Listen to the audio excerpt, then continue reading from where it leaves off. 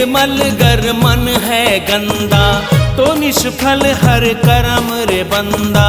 निर्मल मन में भी बहती है गंगा, कहते हैं सूरज और चंदा।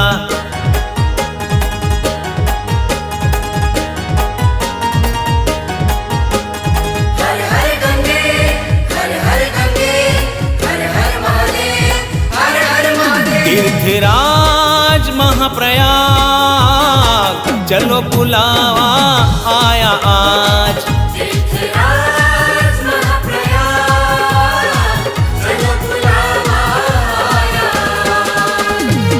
गंगा जमुना जय मां सरस्वती, शक्ति प्रेम और ज्ञान की ज्योति, मिलती जहां एक साथ। तीर्थराज महाप्रयाग, चलो बुलावा आया आज। तीर्थराज महाप्रयाग, चलो बुलावा आया।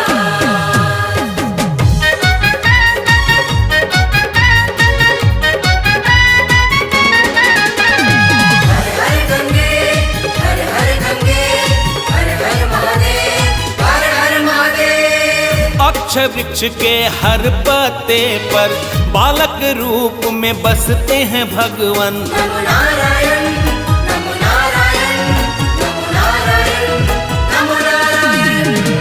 अक्षय वृक्ष के हर पत्ते पर बालक रूप में बसते हैं भगवन। मंदिर पावन लेटे हुए हनुमान, अर्जी लगाएंगे करेंगे दर्शन। गूंज रे हर हर महादेवा, गूंज रे हर हर महादेवा, गूंजे जय भोलेनाथ। तीर्थराज महाप्रयाग, चलो बुलावा आया आज। तीर्थराज महाप्रयाग, चलो बुलावा आया। हर हर गंगे, हर हर गंगे, हर हर महादेव, हर हर महादेव। दुनिया भर के भक्तों का रेला, जय जय जय महाकुंभ का मेला। जय महाकुंभ, जय महाकुंभ, जय महाकुंभ, जय महाकुंभ। दुनिया भर के भक्तों का रेला, जय जय जय महाकुंभ का मेला। औघड़ अद्भुत नागा बाबा, सजे अखाड़े डाले डेरा।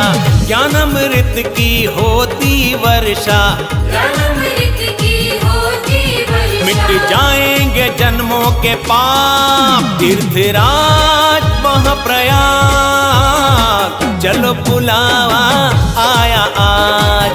तीर्थराज महाप्रयाग, चलो बुलावा आया।